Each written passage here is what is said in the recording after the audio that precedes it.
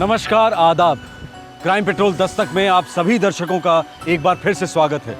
आप मेरी बात समझने की कोशिश तो कीजिए। बड़े घर में हम सब एक साथ रहेंगे, आपकी अच्छी देखभाल भी होगी। हमारी देखभाल की फिक्र छोड़ दो। हम बूढ़े जरूर हैं, पर हमारी भी अपनी जिंदगी है। तुम ये बात समझने की कोशिश क्यों नहीं करते? मैं अपना बिजनेस शुरू कर सकता हूँ, मेरे सपने पूरे होंगे इंशाल्लाह। पर बेटे, हमारे अपने भी तो कुछ सपने हैं। वही तो, आप सिर्फ अपने बारे में सोच रहे हैं, मेरे बारे में सोचते ही नहीं आप। ये बात गलत है। हमने सारी जिंदगी कुर्बान की तुम्हें इस काबिल बनाने में, और अभी हमसे उम्मीद रखते हो? कम से कम हमारी कब्र पर अपनी इमारत खड़ी मत करो। बुढ़ापा आसान नहीं है। बीमार और तन्हा बुजुर्गों को बोझ होने का खिताब दिया जाता है, पर इस बोझ को अक्सर माँ बाप होने की जिम्मेदारी से राहत मिलती ही नहीं है। बुढ़ापे के लिए बचाई गई थोड़ी बहुत पूंजी पर बच्चे अपना हक जताना शुरू कर देते हैं। एफडी तुड़वाओ, घर बेचो, गहनों की अब क्या जरूरत है। ऐसी मांगे बूढ़े बुजुर्गों के डगमगाते कदमों को और कमजोर कर देती हैं। पर बुजुर्ग अक्सर इन मांगों में छुपी दस्तक को सुन नहीं पाते हैं। उनके ना कहने से दूरी बढ़ती जाती है, नाराजगी उबलने लगती है। जुलाई 2011, मुंबई, महाराष्ट्र।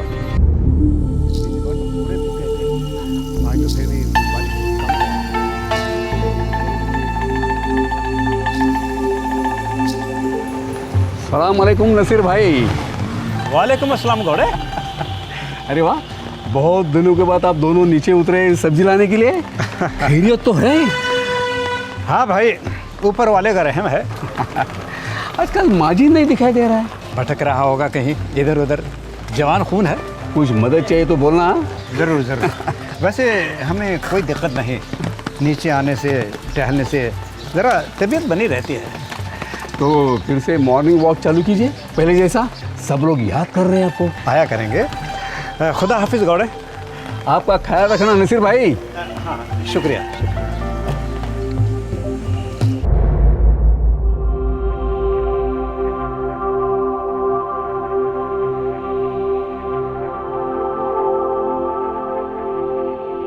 हाय माजिद, कैसे हो?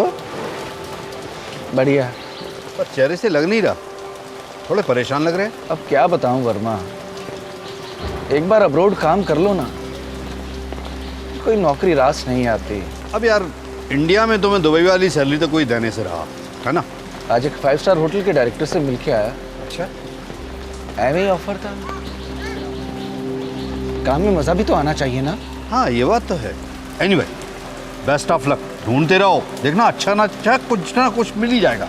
नहीं वर्मा, ढूंढने से कुछ नहीं मिलता, मांगने से भी नहीं।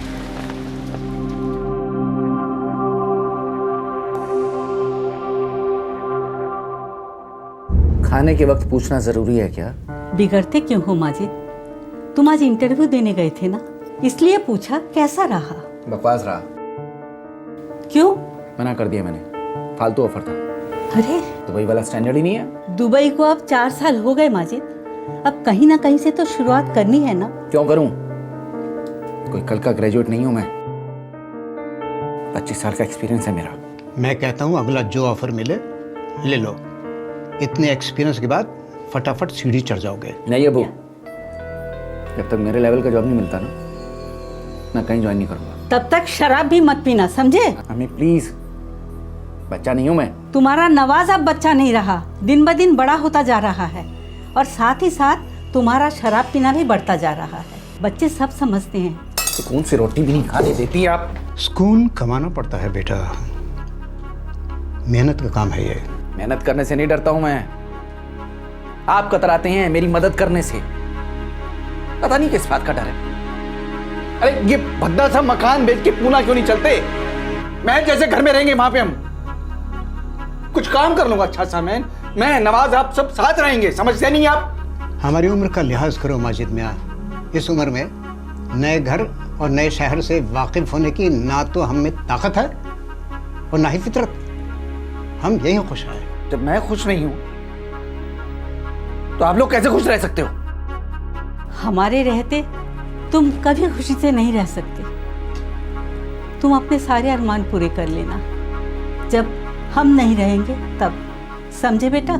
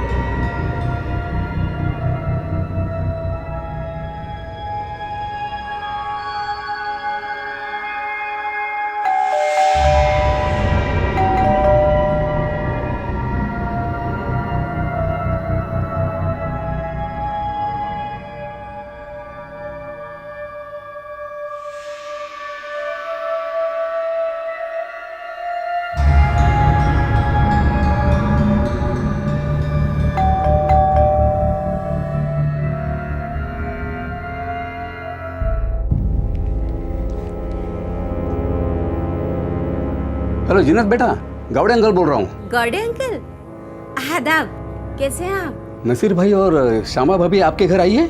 नहीं तो बेल बजाए जा रहा हूँ, लेकिन माजिद भाई के साथ कहीं बाहर गए होंगे अंकल। दरवाजे पे 4 दिन का दूध पड़ा है और अंदर से एक अजीब सी बदबू आ रही है।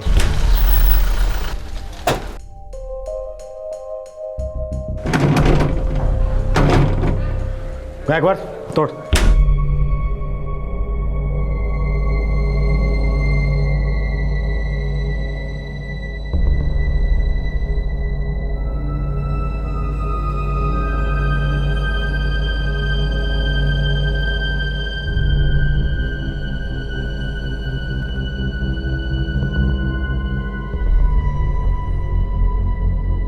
और कौन रहता है यहाँ? जी, माजिद, इनका बेटा।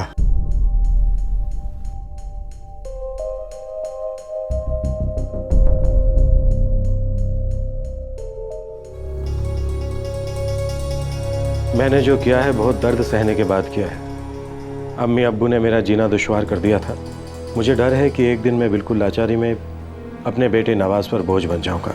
मेरी अब जीने की कोई ख्वाहिश नहीं है। नवाज, मेरी जान, पापा को माफ़ कर देना। मुझे तुम्हारी अम्मी के पास ही दफना देना। माजिद जमाल। ये माजिद का नंबर है किसी के पास? नहीं जी, वो तो सेल रखता ही नहीं था। उनकी एक बेटी है जीनत, हैदराबाद में रहती है। आपको फ़ोन करने से पहले मैंने उनको फ़ोन किया था, जल्दी मुंबई की फ़्लाइट पकड़ो। हाँ, माजिद का एक बेटा है नवाज, पूना में काम करता है। क्या काम करता है? बीपीओ शीपीओ में नौकरी करता है। उसका नंबर है आपके पास? नहीं। कोई बात नहीं, हम उसे ढूंढ लेंगे। एक बुजुर्ग जोड़े की निर्दयी हत्या हुई थी उन्हीं के घर में। ये जोड़ा पिछले 15 साल से इस फ्लैट में रह रहा था। वहां मिला था एक नोट जो उनके बेटे माजिद का सुसाइड नोट जान पड़ रहा था। तहकीकात पोस्टमार्टम से शुरू हुई। इनके सर पर काफी गहरी चोट है और उसी चोट की वजह से इनकी मौत हुई है। और पत्नी शमा जमाल? इनके दुपट्टे से ही इनके गले को घोंटा गया है। तकरीबन कब हुए होंगे ये मर्डर? दोनों मर्डर्स करीब 72 से 80 घंटे के बीच में हुए हैं। मतलब 3 दिन पहले? करेक्ट। अच्छा, अब दोनों मर्डर एक साथ हुए हैं या एक पहले एक बाद में? नहीं, दोनों एक साथ तो नहीं हुए, 2-3 घंटे का फर्क है। नसीर जमाल की मौत पहले हुई। इंटरेस्टिंग। सच कहूं तो माजिद थोड़ा सा क्रैक सा था साहब। मतलब 100% नहीं कह सकता, पर अजीबो गरीब बातें करता था। बहुत टाइम से बेकार था, उसको नौकरी नहीं मिल रही थी। नसीर भाई और श्यामा भाई बहुत परेशान रहते थे। कोई अड्डा, कोई ठिकाना जहां वो आता जाता था, कोई दोस्त वोस्त, किसी को कुछ नहीं बताता था। पिछले कुछ दिनों में तुमने कहीं आते जाते देखा उसे? नहीं साहब, माजिद को पहचानना बहुत मुश्किल है। वो यहाँ दिखता ही नहीं था। और कुछ? एक बिल्डिंग की बाई है जो उसके घर में काम करती थी। साहिब, देवा शपथ खरं सांगते, मुझे सच में कुछ भी नहीं पता है। कितने बजे जाती थी उनके यहाँ काम करने? सुबह 8:30 बजे शमा ताई और नासिर भाव के यहाँ काम करती थी। पिछले 3 दिन से जा रही थी क्या उनके यहाँ काम करने? गई थी ना साहब, 4 दिन पहले लास्ट गई थी। तब घर पर वो भी था ना। वो कौन? वो साला खड़ूस चक्र मजीद।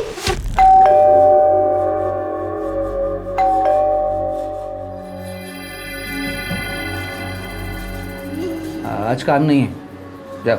क्यों? मैम सब घर में नहीं है। बोला ना काम नहीं है।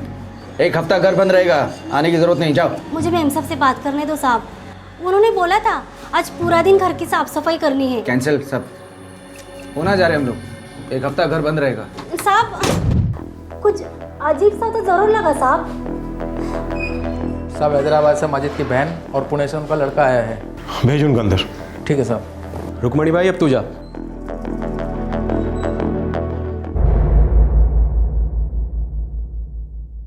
हमें माजिद पर शक है, पर माजिद अभी तक ट्रेस नहीं हुआ है। आप लोगों को कोई आइडिया? सर मेरे माजिद भाईजान थोड़े डिस्टर्ब जरूर थे, पर वो अम्मी अब्बू के साथ ऐसा कुछ नहीं कर सकते। अभी पिछले हफ्ते ही तीनों से बात हुई थी। अब्बू दवाएं टाइम पर ले रहे हो ना? हाँ बेटी, और तुम्हारी अम्मी भी अपना इंसुलिन टाइम पर ले रही हैं और कभी कभार एक आध जलेबी भी खा लेती हैं। खाने दीजिए, पर एक जलेबी के लिए पूरे 2 राउंड लगवाइएगा पार्क में। वैसे अब्बू आप बराबर जा रहे हैं ना वॉक पर? बेटा कोशिश तो करते हैं, लेकिन आजकल उतने वॉक्स हो नहीं पाते हैं। आप में और अम्मी में अभी बहुत ताकत है। आप वादा कीजिए आप हर रोज जाएंगे वॉक पर। अच्छा मेरी अम्मी, अब बता तुम कैसी हो? अल्लाह का करम है, सब ठीक चल रहा है। अच्छा अब्बू जरा माजिद भाई से बात करवाओ ना। अच्छा माजिद जीनत का फोन। हाँ जीनत, खैरियत? बिल्कुल भाईजान, आप ठीक हैं? हाँ, मुझे क्या होने लगा भला? नहीं वो आप थोड़ा अपनी जॉब को लेकर परेशान थे ना। तुम भी मेरी जॉब को लेकर परेशान हो? तुम्हें भी निखट्टू लगता हूँ मैं? नहीं भाईजान, ऐसा क्यों सोचते हैं आप तो इतने एक्सपीरियंस्ड हैं। इस एक्सपीरियंस का अचार डालूं मैं? मुझे नवाज की उम्र के बच्चों का असिस्टेंट बनने को कहते हैं। इंशाल्लाह सब ठीक हो जाएगा, मैं रोज आपके लिए दुआ करती हूँ। थोड़ी दुआ अपने अम्मी और अब्बू के लिए भी किया करो, वो भी बड़े परेशान रहते हैं मुझे लेके। वैसे भाईजान आप सेलफोन क्यों नहीं रखते? सेलफोन गुलामी है जीनत, मैं किसी के बाप का नौकर नहीं हूँ कि जब चाहे कोई मुझसे बात करे। ठीक है भाईजान, पर आप अम्मी अब्बू सब लैंडलाइन पर ही मिलते हैं, कभी इमरजेंसी हो गई तो? जब हम छोटे थे तब तो सेलफोन नहीं था, और जब अब्बू छोटे थे तब तो शायद लैंडलाइन भी नहीं था। जीनत थोड़ी अम्मी से भी गुफ्तगू कर लो, हैं? उनके पास भी 2-4 किलो शिकायतें होंगी मेरे खिलाफ। माजिद काम का न काज का, दुश्मन अनाज का, है? भाईजान तीखी बातें करते जरूर थे, लेकिन हमेशा मजाक में। वो किसी का खून कभी नहीं कर सकते।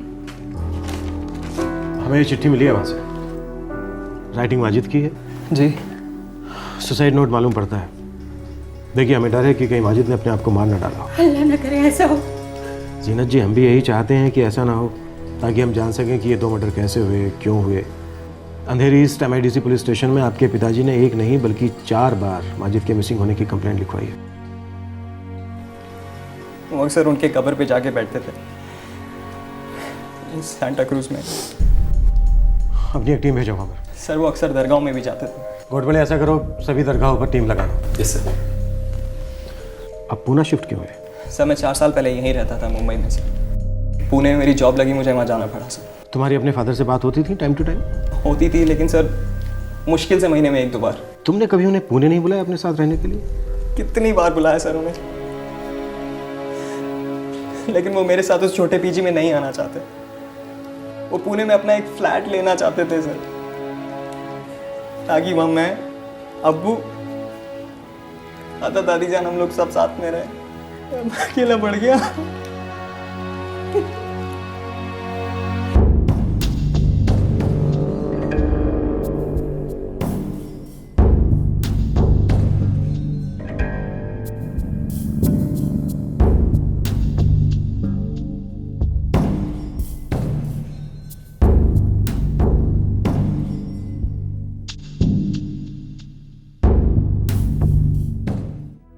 सर कब्रिस्तान में और दरगाहों पे 24 घंटे वॉच रखी जा रही है सर, पर अभी तक कोई मूवमेंट नहीं मिल रही है सर। मुझे लगता है माजिद ने अब तक सुसाइड कर लिया होगा। कोई बंदा ऐसे अपने माँ बाप को मारकर जिंदा कैसे रह सकता है सर? अच्छा अब माजिद का फोटो सभी पुलिस स्टेशन में भिजवा दो और सारे मोर्ग में भी, मुंबई और पुणे दोनों जगह। Okay sir. एक 50-55 साल का आदमी अपने बूढ़े माँ बाप को ऐसे मार डालता है, क्या चल रहा होगा उसके दिमाग में, उसके घर में?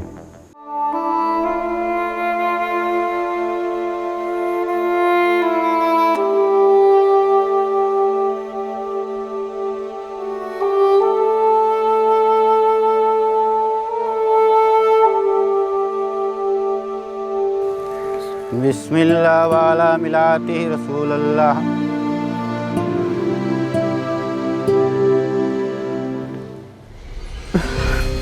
फूफी, सच बताइए प्लीज, आपको लगता है कि अब्बू ने दादा दादी जान को मार डाला? खुदा न करे, खुदा न करे कि पुलिस की बात सच हो जाए। मैं जानता था अब्बू अम्मी की मौत के बाद बहुत परेशान थे। मैं कुछ नहीं कर सका उनके लिए फूफी। मैंने पुलिस को एक बात नहीं बताई। पिछले हफ्ते वो पुणे आए थे मुझसे मिलने।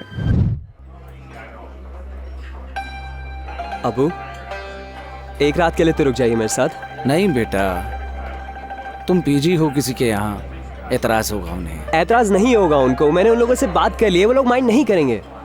मैं माइंड करता हूँ बेटा, मुझे अच्छा नहीं लगता। किसी की मेहरबानी से बहुत तकलीफ होती है मुझे। अच्छा ठीक है, 1 महीने बाद मेरी सैलरी इंक्रीज हो रही है, मैं यह फ्लैट रेंट पे ले लूंगा। ओके, तब आएंगे ना आप मुझसे मिलने? इंशाल्लाह हमारे पास बहुत जल्द पूना में 3 BHK होगा अपना। एक कमरे में तुम रहना, एक कमरे में तुम्हारे दादा दादी जान, और एक कमरे में मैं और तुम्हारी अम्मी शहनाज। अबू, अम्मी को मरे हुए 10 साल हो गए। ऐसा कुछ नहीं कहना बेटा, वो सिर्फ गहरी नींद में है बेटा। यहां पूना आने से पहले मिल के आया हूं उसे। बहुत प्यार करती है तुम्हें बेटा। अच्छा मैं निकलता हूं मुंबई के लिए, वरना तुम्हारी अम्मी नाराज हो जाएंगी कि मैं उसके लिए फूल नहीं लेके आया। ये आजकल उसे गुलाब का बड़ा शौक चढ़ा है बेटा। मुझसे कहती है मेरे लिए सारे सफेद गुलाब ले आइए। आसान नहीं होता यार, सफेद गुलाब मिलना आसान नहीं होता, लेकिन मैं फिर भी कभी उसे मायूस नहीं करता। 4 साल पहले जब मैं यहाँ पे था ना, अब अक्सर अम्मी की कब्र पे जाके बैठते थे, घंटों बैठे रहते थे वहां पर, उनसे बातें करते थे, मुझे भी ले जाते थे कभी कभी।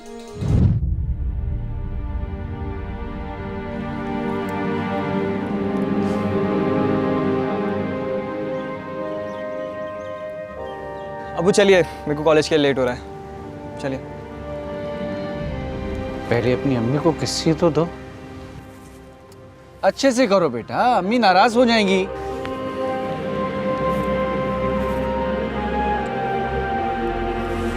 ओके, अब चलिए।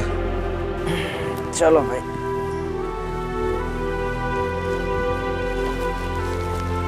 नवाज, वो बुला रही है। हाँ हाँ, पूछता हूँ। अम्मी पूछ रही हैं कॉलेज के बाद क्या करने का इरादा है। वो आपको पता है मेरे को ये सब बातें अच्छी नहीं लगती हैं। नवाज, बदतमीजी हो गई ना ये तो। अम्मी कुछ पूछ रही हैं और तुम कह रहे हो मैं जा रहा हूँ। अम्मी है तुम्हारी।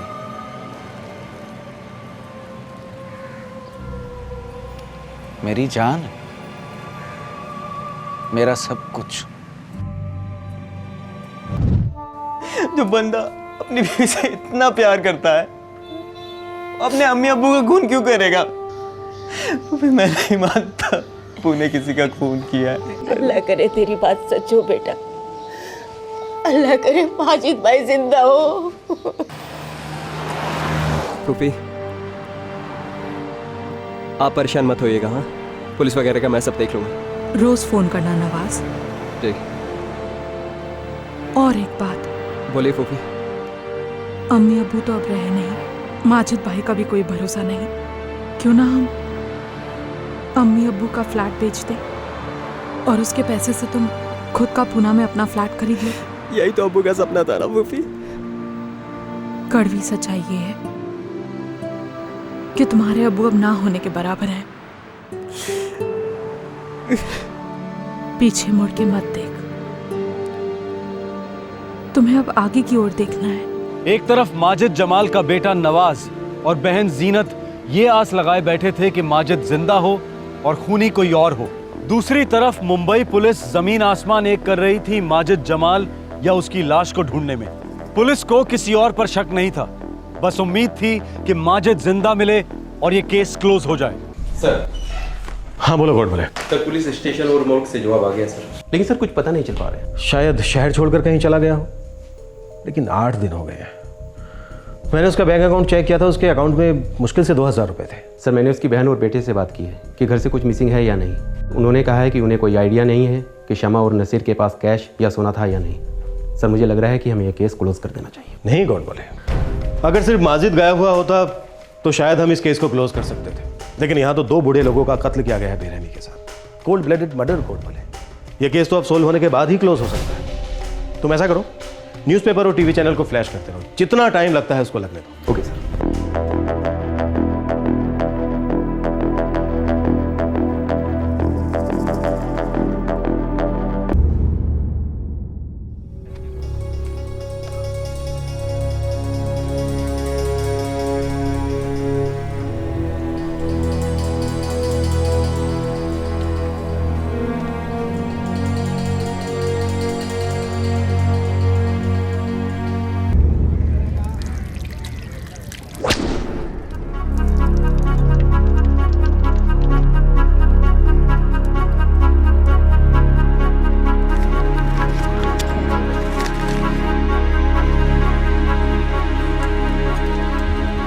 भाई साहब कितने पैसे हुए? 35 रुपए।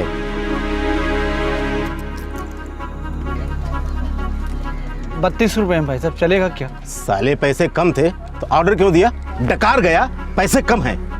ला अब भाग ऐसे भाग।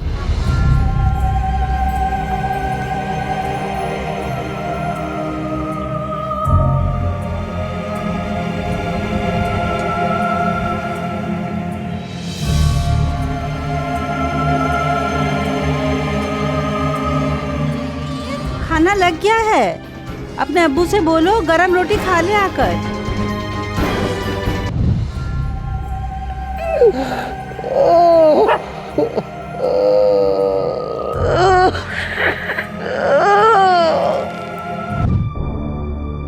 माजिद, तेरे अब्बू कहाँ हैं? अब्बू सो रहे हैं अम्मी। अरे आज तक इतनी देर तक तो वो कभी नहीं सोए।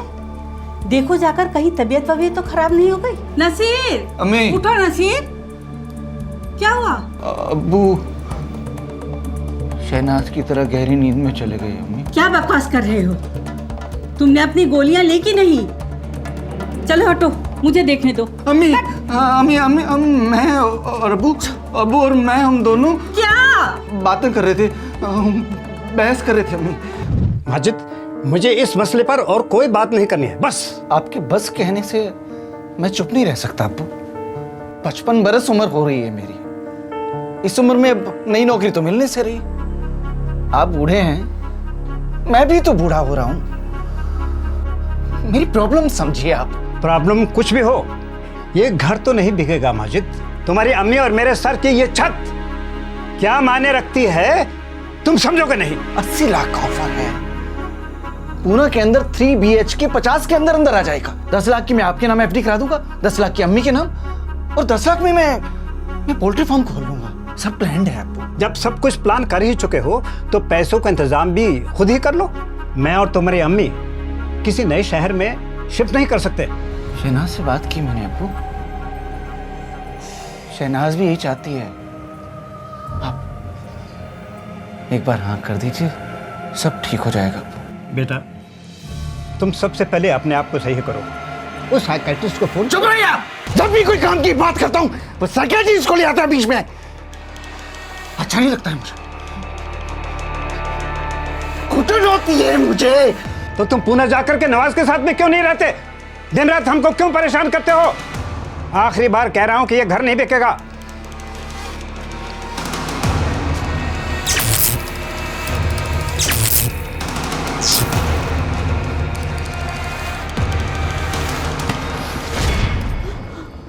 अम्मी, मैं अब्बू को मारना नहीं चाहता था अम्मी।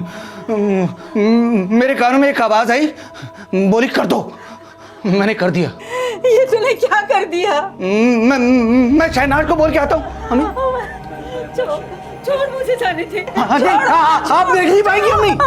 अम्मी आप देख नहीं पाएंगी। दे मुझे जाने दे। अम्मी अंदर अब्बू सो रहे हैं। मुझे छोड़ दो। अम्मी नहीं, मैं पुलिस को बोलता हूँ बुरे माजिद को फांसी पे चढ़ा दो और अच्छे माजिद को शहनाज के पास भेज दो।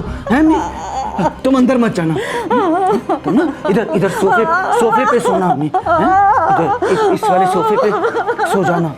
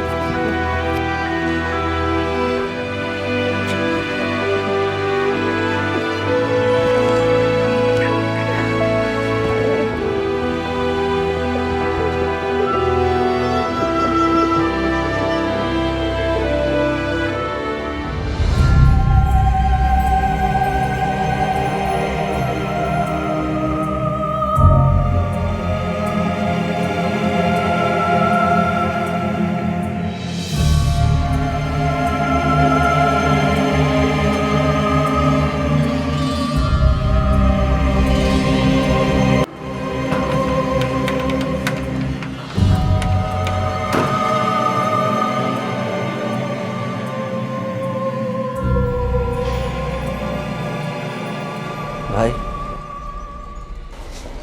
एक फोन करना है, बहुत अर्जेंट है। अरे आप हैं कौन और यहाँ क्या कर रहे हैं? वो किस लिए आए हैं? भाई शायद तुम नए आए हो। मैं कई सालों से इस सोसाइटी में रह रहा हूँ। मेरी सेल फोन के साथ साथ मेरी चाबियाँ भी खो गई हैं घर की। मेरा बेटा भी लेके आता ही होगा। इस कॉल के पैसे भी दे दूंगा मैं। ठीक है लीजिए, थोड़ा जल्दी कीजिएगा, इसमें बैलेंस कम है।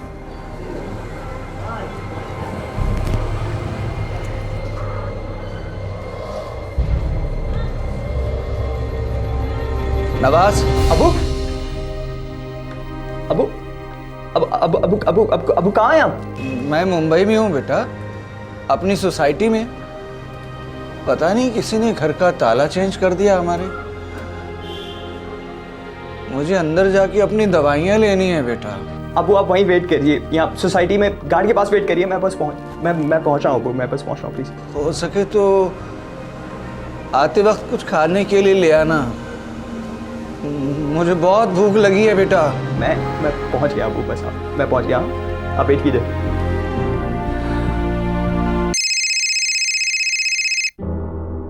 हेलो सर मैं नमाज बोल रहा हूँ, माजिद जमाल का बेटा सर। हाँ नवाज बोलो। सर मेरे फादर सोसाइटी में सब सिक्योरिटी के पास में हैं, आप एक बार जाके देख लीजिए। वो मेरा वेट कर रहे हैं वहाँ पे सर। नवाज मुझे फ़ोन करके तुमने बहुत अच्छा किया, थैंक यू। सॉरी अब्बू, माफ कर दें।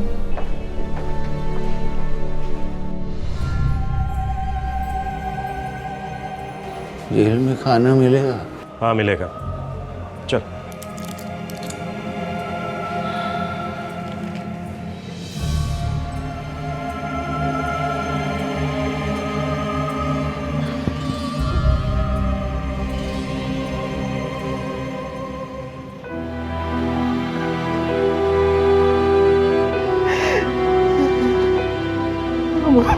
मुझसे गलती होगी अब्बू। नहीं बेटा, नहीं, गलती तो मुझसे हुई है बेटा। तुमने तो सही काम किया बेटा। अपने अम्मी अब्बू को मारना नहीं चाहता था बेटा, बस वो गुस्से में अचानक सब हो गया।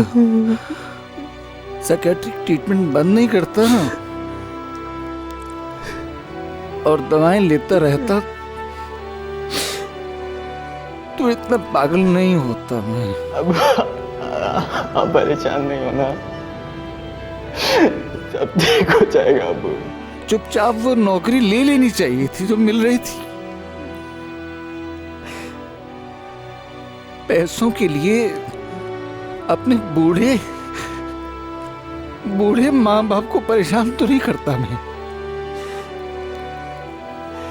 मुझे तो दोज़ख में भी जगह नहीं मिलेगी बेटा। आप शांत हो जाइए, सब ठीक हो जाएगा अबू। एक आखिरी ख्वाहिश है, अपने दादा जान और दादी जान की कब्र पे जाके मेरी तरफ से माफी मांग लेना बेटा, और अपनी अम्मी की कब्र पर भी जाना। अपनी अम्मी को बोलना मैं उसे कभी मुंह नहीं दिखाऊंगा।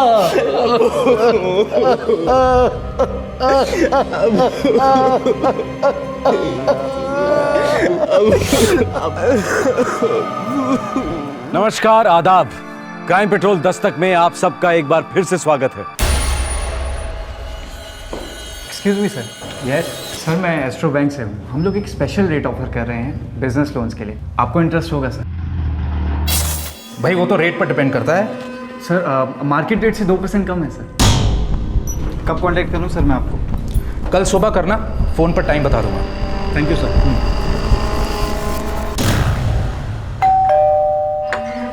हेलो सर, कैसे हैं आप? आओ आओ अंदर आओ। आज के जमाने में पैसा ना सिर्फ बोलता है बल्कि पैसा राज भी करता है। फास्ट पेस जिंदगी के सुख चैन की सभी चीजें शैतान के नुमाइंदों की तरह युवा पीढ़ी के आसपास मंडराती रहती हैं, उन्हें फुसलाती हैं। कुछ लोगों को फिसल कर जुर्म की खाई में गिरने में देर नहीं लगती, लेकिन इस खाई में सच्चाई और इंसानियत का नामो निशान तक नहीं होता। इस खाई में रहने वालों को पहचानना आसान नहीं होता, क्योंकि शैतान हमारे बीच में है। इसलिए जब कोई शराफत का चोगा पहने हुए आपसे आपकी डिटेल्स मांगता है तो आपको जुर्म की दस्तक आसानी से सुनाई नहीं देती। जून 2011, इंदौर, मध्य प्रदेश।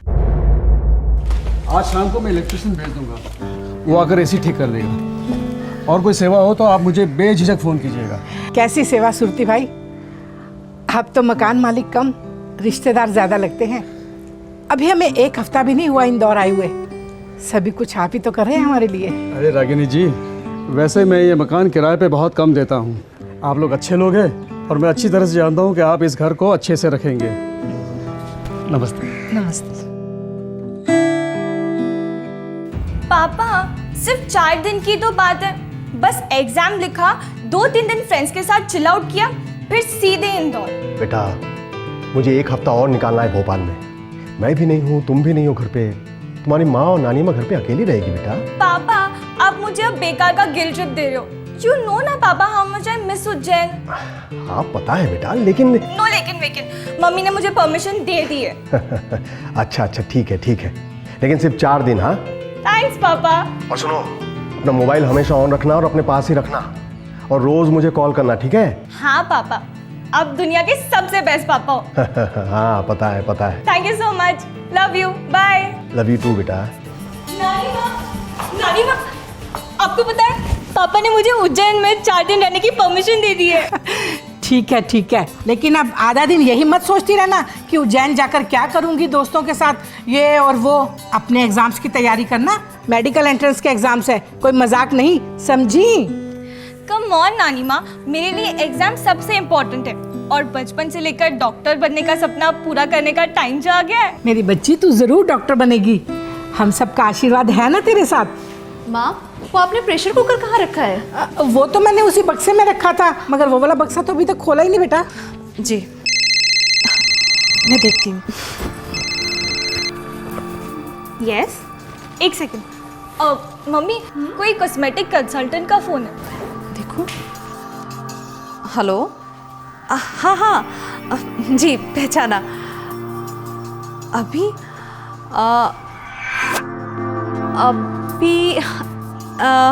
ठीक है, आप 5:30 बजे तक आ सकती हैं। वो अभी मैं थोड़ा बिजी हूँ। हाँ, 1 घंटे में फ्री हो जाऊंगी।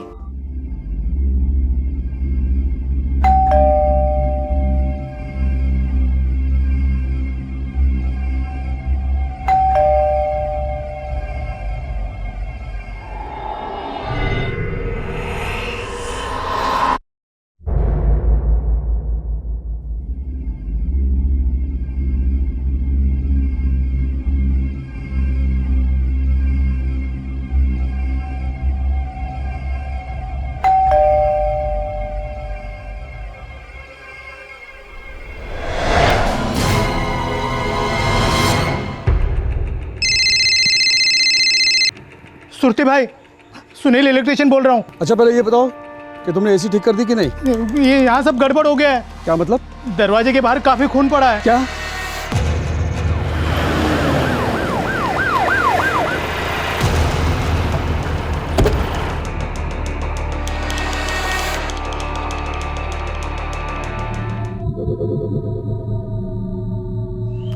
शिवारे, दरवाजा तोड़वा दो।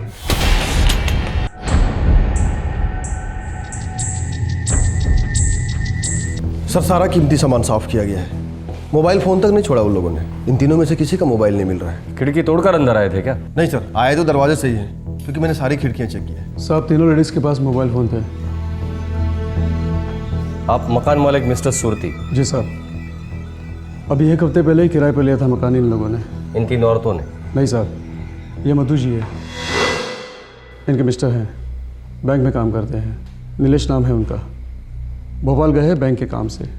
ये उनकी माँ होगी? नहीं साहब, सास है, मधु जी की माँ और ऐश्वर्या की नानी जी। कहाँ से आए थे ये लोग? उज्जैन से। नीलेश की वहाँ कुछ सालों तक पोस्टिंग थी, अभी अभी ट्रांसफ़र हुआ था यहाँ इंदौर में। नंबर है उसका? सब मैंने फ़ोन तो कर दिया है। ठीक है, फॉरेंसिक टीम का काम हो जाने के बाद तीनों बॉडीज को पोस्टमार्टम के लिए भेज दो। ये कॉस्मेटिक का सामान यहाँ पड़ा है, इस्तेमाल नहीं हुआ है। ये ट्रिपल मर्डर एक पॉश हाउसिंग कॉलोनी में इतवार को हुआ, जब ज्यादातर लोग घर में होते हैं। इस भयंकर हत्याकांड ने हर इंदौर वासी को दहशत के पसीने में भिगोकर रख दिया। मध्य प्रदेश पुलिस पर इस केस को लेकर जबरदस्त प्रेशर था, लेकिन दिल्ली अब भी काफी दूर थी।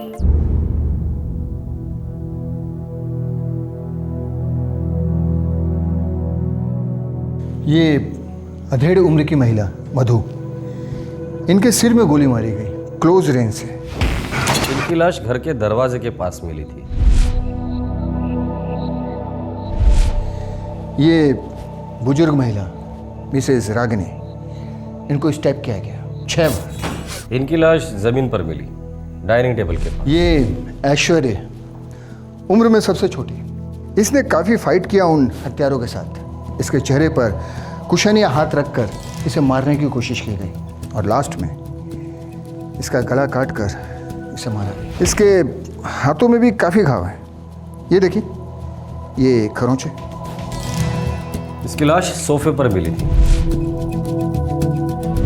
इंस्पेक्टर साहब, 3 मौतें हुई हैं, लेकिन ब्लड सैंपल्स हमारे पास 4 हैं।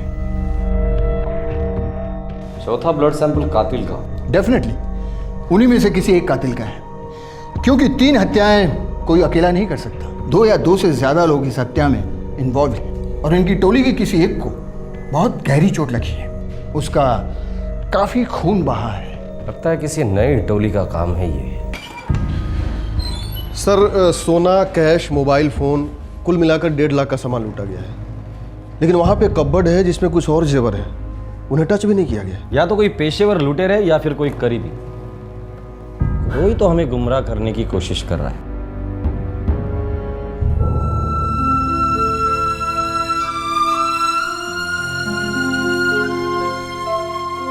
पहले सब माफ कीजिए, मैं आपकी हालत समझ सकता हूं, पर कुछ सवाल है जिनके जवाब चाहिए। जी। आपके घर से काफी चीजें लूटी गई और काफी चीजें, कीमती चीजें छोड़ी भी गई है, ऐसा क्यों? मुझे नहीं मालूम सर। किसी से दुश्मनी? जी नहीं। आपकी बेटी ऐश्वर्या, बीवी मधु और सास रागिनी, इनकी किसी के साथ कोई दुश्मनी? सर हम लोग इंदौर में नए हैं, मुझे नहीं पता हमसे किसी को क्या दुश्मनी हो सकती है। किसी से पुरानी दुश्मनी उज्जैन से? मुझे नहीं लगता सर। ये नोवेला ब्यूटी प्रोडक्ट्स आपकी बीवी मधु के लाश के पास मिले, ब्रांड न्यू है, इसके बारे में कुछ बता सकते हैं आप? मुझे कुछ नहीं पता सर, मुझे सिर्फ इतना पता है कि मेरे सब अपने खत्म हो गए, एक पल में सब कुछ खत्म हो गया सर।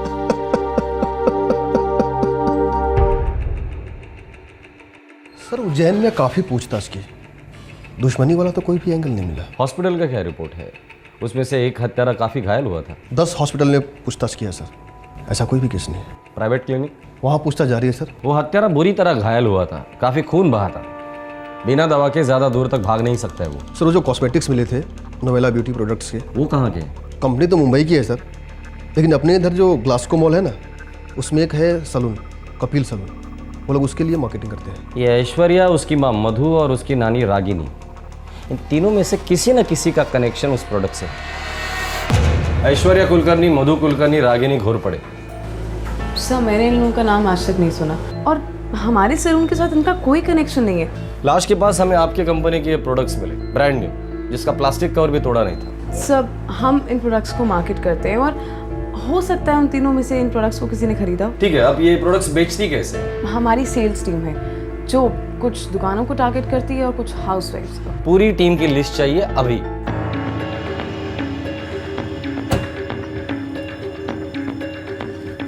सर अंदर डॉक्टर बोला कि 26 जून को एक आदमी आया था जिसको गोली लगी थी, शाम को 6:15 बजे। लगभग 25 साल का होगा। उसका नाम, पता कुछ? सॉरी इंस्पेक्टर, ब्लीडिंग इतनी ज़बरदस्त हो रही थी कि कुछ भी पूछने का टाइम ही नहीं मिला। अरे ये तो बहुत सीरियस है, कैसे हुआ ये? वो जी एक वो गोली छूकर निकल गई। गोली? जी। फिर तो ये पुलिस केस है। हाँ मैं अभी थाने जा रहा हूँ, आप प्लीज़ पहले इसका इलाज कीजिए। मैं इतनी जल्दी मरना नहीं चाहता हूँ, मैं खो नहीं दे सकता डॉक्टर साहब, प्लीज़।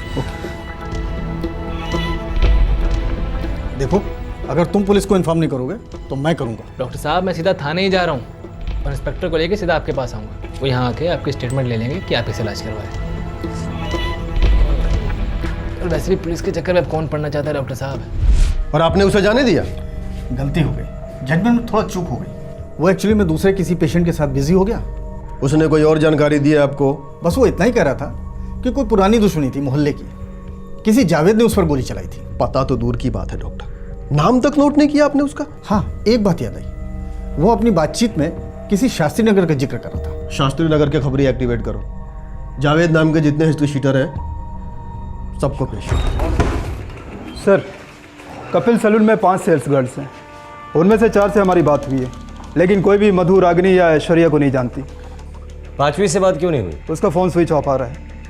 नाम क्या है उसका? निधि वर्मा। पता निकालो, इस निधि वर्मा की पूरी कुंडली चाहिए मुझे। लेकिन एक और बात है। बोलो। मधु कुलकर्णी के फ़ोन रिकॉर्ड के अनुसार कत्ल की शाम 4:30 बजे एक फ़ोन आया था और वो नंबर निधि वर्मा का है। ये बात तो मुझे अभी बता रहे, गाड़ी निकालो।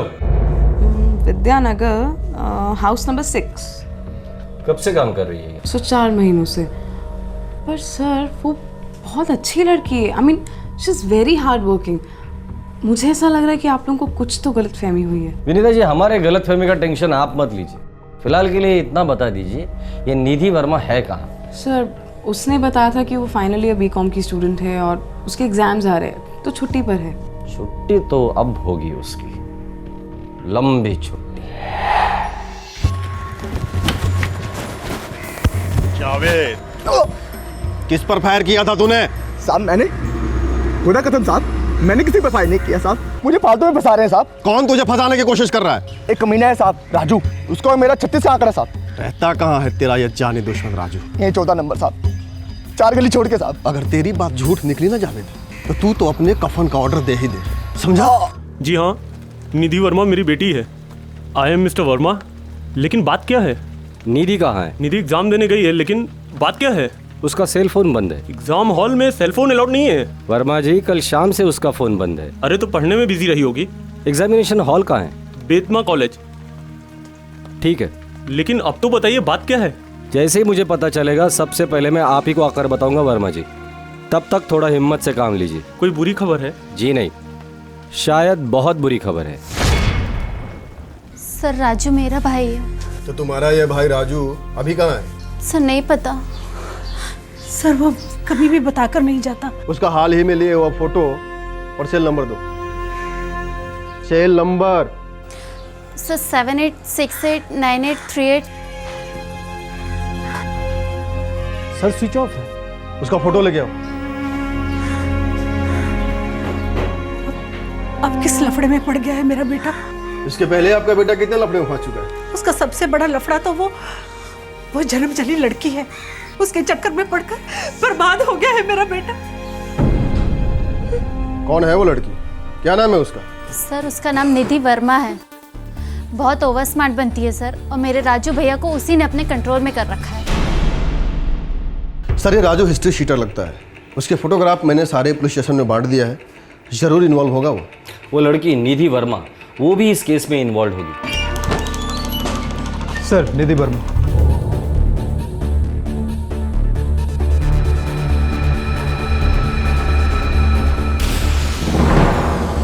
What is this, sir? मुझे यहाँ क्यों बुलाया है? सर, मेरे एग्जाम्स चल रहे हैं। और हम रिजल्ट ढूंढ रहे हैं। बैठो। कपिल सलून में काम करती हो, नोवेला ब्यूटी प्रोडक्ट्स की सेल्स एजेंट हो। हाँ सर, करती हूँ अपनी पढ़ाई को सपोर्ट करने के लिए। क्यों? क्राइम है क्या? संडे 26 जून शाम 4:30 बजे तुमने मधु कुलकर्णी को फोन किया था। हाँ सर, किया था। उन्होंने मुझे 5:30 की अपॉइंटमेंट दी थी। फिर? सर, मैं वहां गई थी पर कोई दरवाजा नहीं खोल रहा था। मैंने पूरे 15 मिनट्स वेट किया। उनके फोन पे ट्राई भी किया पर फोन स्विच्ड ऑफ आ रहा था। पिछले 3 दिनों से तुम्हारा भी फोन स्विच ऑफ है निधि। सर, मेरे एग्जाम्स चल रहे हैं। मैं एग्जाम्स में किसी की कॉल्स नहीं लेती। मुझे एग्जाम पेपर्स के अलावा कुछ दिखाई नहीं देता। खून दिखाई दिया था? क्या? मधु कुलकर्णी के दरवाजे पर खून के धब्बे दिखाई दिए थे।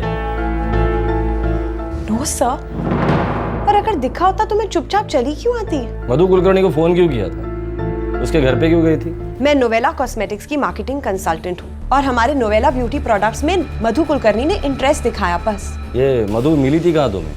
ग्लासको मॉल में।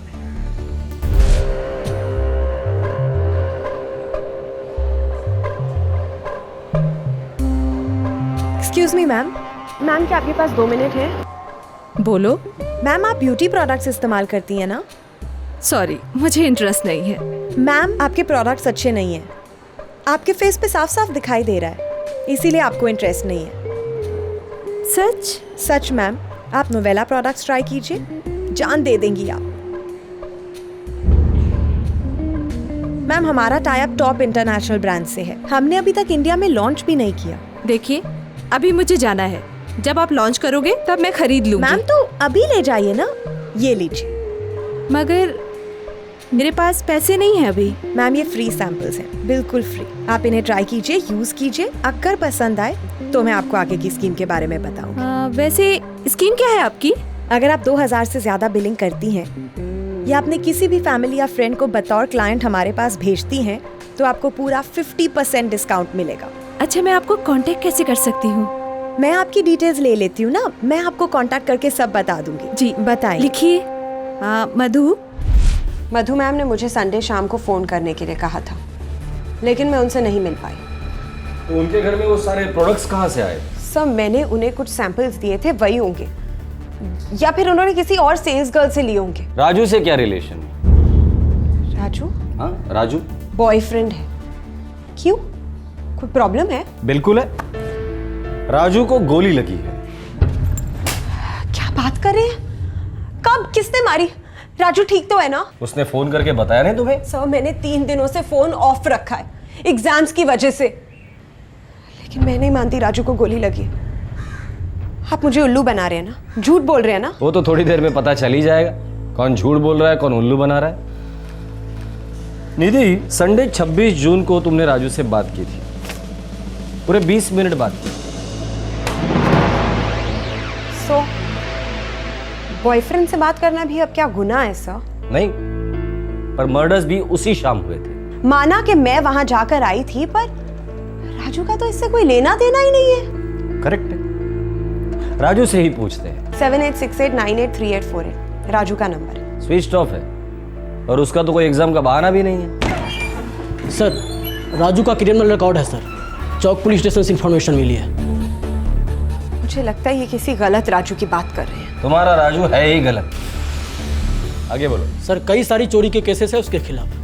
कुछ महीनों पहले अटेम्प्ट टू मर्डर के केस में अंदर गया था सर। उसका एक दोस्त माधव नाम का एक आदमी था सर, दोनों काफी अंदर बाहर रहे हैं सर। गैंग है क्या इन लोगों का? कितने लोग हैं गैंग में? सर प्लीज, अब बहुत हो गया रियली। मैं एक अच्छे घर की कॉलेज स्टूडेंट हूँ, आप ये क्या गैंग वैंग की बातों में मुझे अटका रहे हैं? सर, मेरा कल एग्जाम है। ओके, लगता है कोई कंफ्यूजन है, तुम जा सकती हो। और हाँ, कल के पेपर के लिए ऑल द बेस्ट। 24 घंटे नजर रखना इस लड़की पर। मोबाइल फोन, लैंडलाइन, इंटरनेट सब टैप करना। इसी लड़की के थ्रू हम राजू और माधव की गैंग तक पहुंच सकते हैं। अब कहाँ चली? पापा मैं फरीदा के यहाँ जा रही हूँ कुछ किताबें लाने। बेटा तुम मुझसे कुछ छुपा रही है। पुलिस क्यों आई थी यहाँ? पापा मैं कुछ छुपा नहीं रही हूँ, पुलिस को गलतफहमी हुई।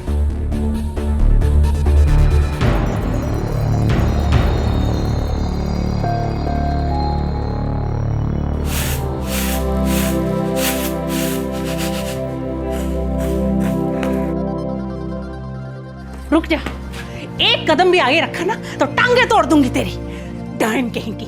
मुझे तुम्हारे मुंह नहीं लगना, मैं तुम्हारे गले पड़ने नहीं आई हूँ, बस राजू के कपड़े लेने आई हूँ। कहाँ मेरा राजू? खा गई उसे? डस गई क्या? तुम राजू की माँ हो इसलिए कुछ बोलूंगी नहीं, लेकिन ठीक है तुम्हारा राजू, मैं ख्याल रख रही हूँ उसका। अरे तेरे साथ रहेगा तो कैसे ठीक रहेगा वो? हाँ, छोड़ क्यों नहीं देती उसे? किसी और को क्यों नहीं पकड़ लेती? निधि, तू इसी वक्त यहाँ से निकल जा, वरना मैं पुलिस को फोन करूंगी। ओह, पुलिस? मैं अभी वहीं से आ रही हूँ, तो धमका मत। राजू भैया के एक भी कपड़े को अगर तूने हाथ भी लगाया ना तो मैं तेरे हाथ काट के रख दूंगी। लो क्लास हो, लो क्लास ही रहोगे, ठीक है? मैं राजू के लिए नए कपड़े खरीद लूंगी, लेकिन एक बात याद रखना कि ये जो 4 पैसे कमा के राजू दे रहा है ना, वो पता है किसकी वजह से? मेरी।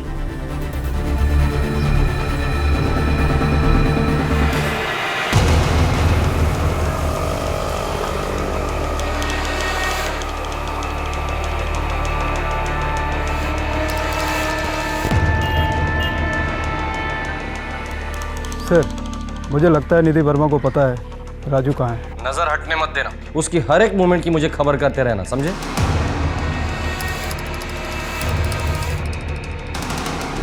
काका और थे।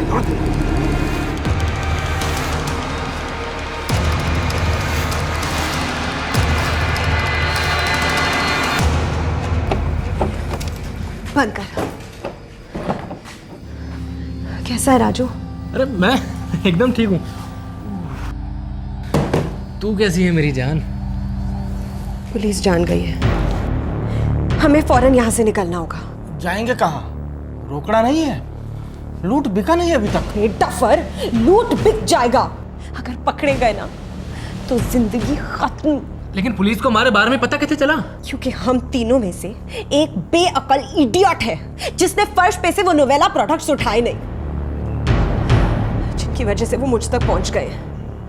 और पता नहीं कैसे उन्हें तुम्हारी इंजरी के बारे में भी पता चल गया है। मतलब खेल खत्म? तुम ये बताओ करना क्या है? तुम दोनों बस फौरन यहाँ से निकलो, ठीक है? पुलिस को मैं संभाल लूंगी।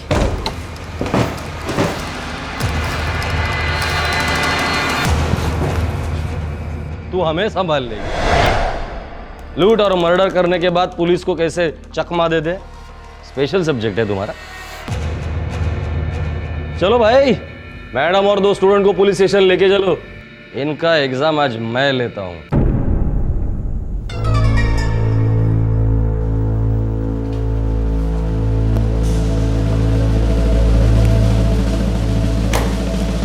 रेडी? तो मैडम एग्जाम शुरू करें। किंग्स प्लाजा मॉल में कपड़ों की दुकान थी, वहां मैं शॉपिंग करने जाती थी। राजू के मामा की दुकान थी, पहली बार वहीं मिले और प्यार हो गया। राजू, पता है लाइफ में सबसे ज्यादा चिढ़ मुझे किस चीज से है? यही ना कि तेरे जैसे कॉलेज में नहीं पढ़ा मैं। मुझे ना चिढ़ है मिडिल क्लास बन के रहने से। सच राजू, ढेर सारे पैसे चाहिए मुझे। देख, सीधा सा फंडा है, या तो सीधे साधे रास्ते से कमाई करो, या जो मेहनत कर रहे हैं उनका पैसा लूट लो। सेकंड ऑप्शन सही ऑप्शन है। दूसरे कमाए और हम उनके पैसों पर ऐश करें। रिस्क है मैडम, बहुत तगड़ा रिस्क है। फटती है क्या तेरी? हाँ, वैसे तो बड़े डींगे मारता है, पता है कितनी बार जेल गया हूँ, ये वो। देख, मेरी फटती नहीं है, मैं बस इतना चाहता हूँ कि तू इन सब चक्कर में अपनी लाइफ ना बर्बाद कर बैठे।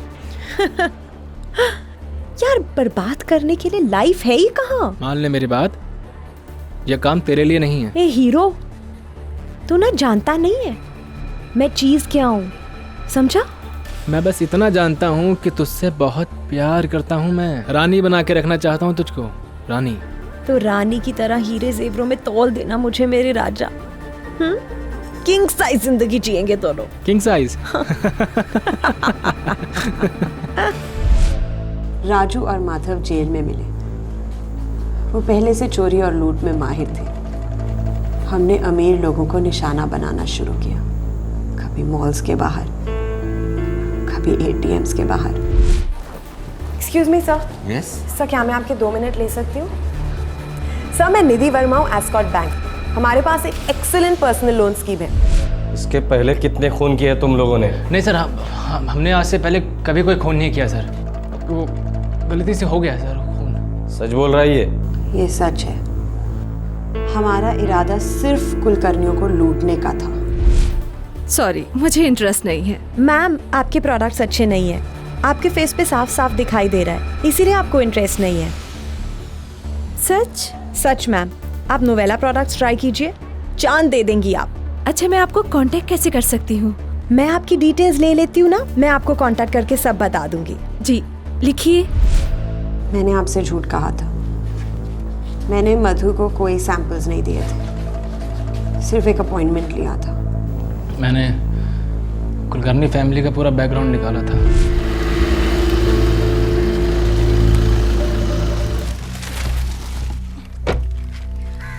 माँ, मुझे ड्राइविंग आती है। लाइसेंस मिलने तक सवाल ही नहीं पैदा होता ऐशु।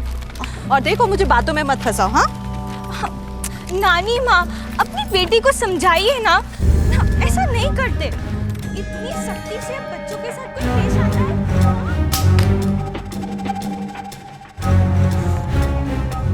साला एक दिन ना अपनी खुद की गाड़ी होगी चिकनी। तेरी गाड़ी जरूर होगी। तेरा जो दिमाग है ना, बहुत तेज। चुन चुन के शिकार को ढूंढती है तू, चुन चुन के। राजू, इस धंधे में डेयरिंग से ज्यादा ना दिमाग चाहिए होता है। करेक्ट। अच्छा, ये कुलकर्णी लोग अभी अभी शिफ्ट हुए हैं, घर का मर्द भी शहर में नहीं है। अच्छा है, तो इस संडे को कुलकर्णियों का घर साफ करेंगे। तो इस बात पे चीयर्स। चीयर्स। चीयर्स। 26 जून 2011 रविवार की दोपहर थी। आसपास के घरों में ज्यादातर लोग खाना खाकर गहरी नींद में थे, लेकिन ऐश्वर्या, एक होनहार स्टूडेंट, अपने मेडिकल एग्जाम्स की पढ़ाई में लगी हुई थी। जब ऐश्वर्या किताबों में डूबी हुई थी, मधु और रागिनी अपने घर की चीजें अनपैक कर रही थी। इन तीनों को भनक तक नहीं थी कि कुछ ही दूर एक युवती और उसके 2 युवा साथी इन्हें लूटने की फिराक में थे। इत्तेफाक की बात थी कि निधि, जो ओपन यूनिवर्सिटी की छात्रा थी, इस जुर्म को प्लान करने से पहले बाकायदा अपने इम्तिहान भी देने गई थी। निधि बेटा, एक सेकेंड, ये खा के तो जाना। ऑल द बेस्ट बेटा। ऑल द बेस्ट बेटे, दिल लगा के एग्जाम देना। डोंट वरी पापा, इकोनॉमिक्स मेरा फेवरेट सब्जेक्ट है। हेलो मैम, मैं निधि बोल रही हूँ नोवेला कॉस्मेटिक्स से। एक सेकंड। मम्मी, कोई कॉस्मेटिक कंसल्टेंट का फोन है। देखो। हेलो मैम, क्या आज शाम को मैं आपके घर आ सकती हूँ? आपने कहा था ना संडे शाम को आप फ्री रहेंगी। आप 5:30 बजे तक आ सकती हैं। जी मैम, मैं 5:30 बजे आती हूँ।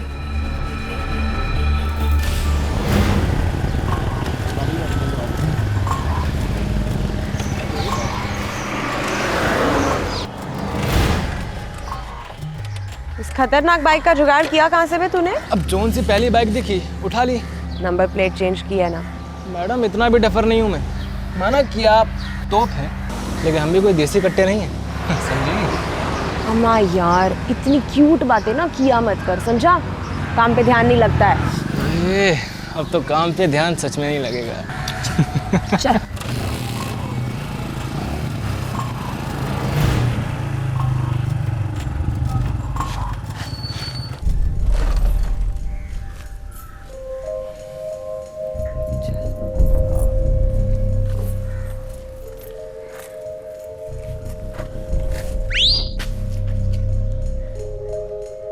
ए, पागल है क्या? सोच रहा भी मत, गाड़ी उठाई ना 100% पकड़े जाएंगे। चला जल्दी कर।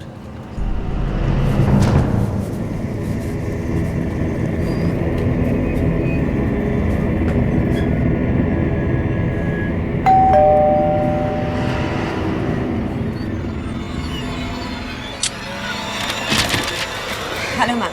हेलो, कैसे हैं आप? मैं बिल्कुल अच्छी हूँ। आओ अंदर आओ।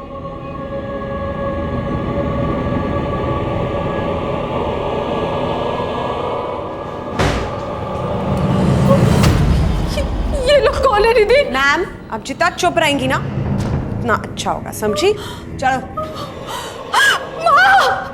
ऐश्वर्या! चुप करा दे साली को गोली से। एक और मुसीबत कर दे इसका बेटा। बगीचे में घूम रहे हो क्या? जाओ जाके अलमारियां साफ करो। हाँ, आजा।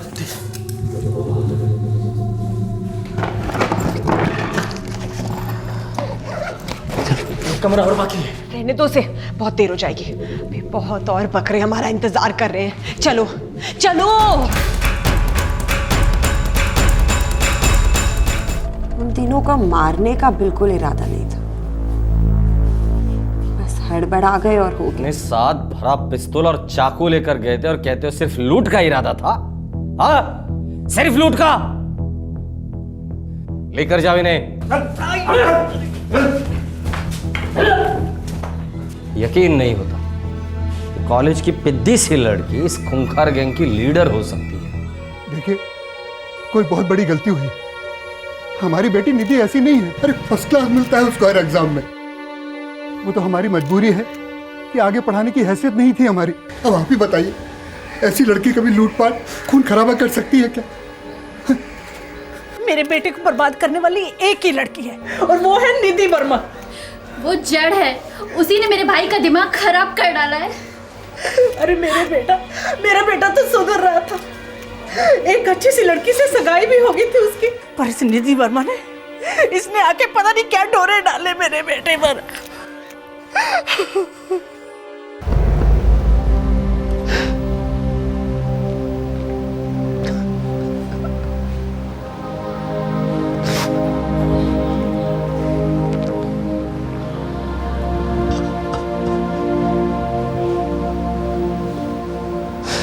आज का ये केस हमारे उभरते शाइनिंग इंडिया को एक आईना दिखाता है। बड़े बड़े मॉल्स, नई नई गाड़ियां, सेल फोन्स, लैपटॉप्स और ढेर सारे लोन्स और स्कीम्स। आज के दौर का लाइफस्टाइल हर होर्डिंग, हर एड से चीख चीख कर कह रहा है, लिव लाइफ किंग साइज।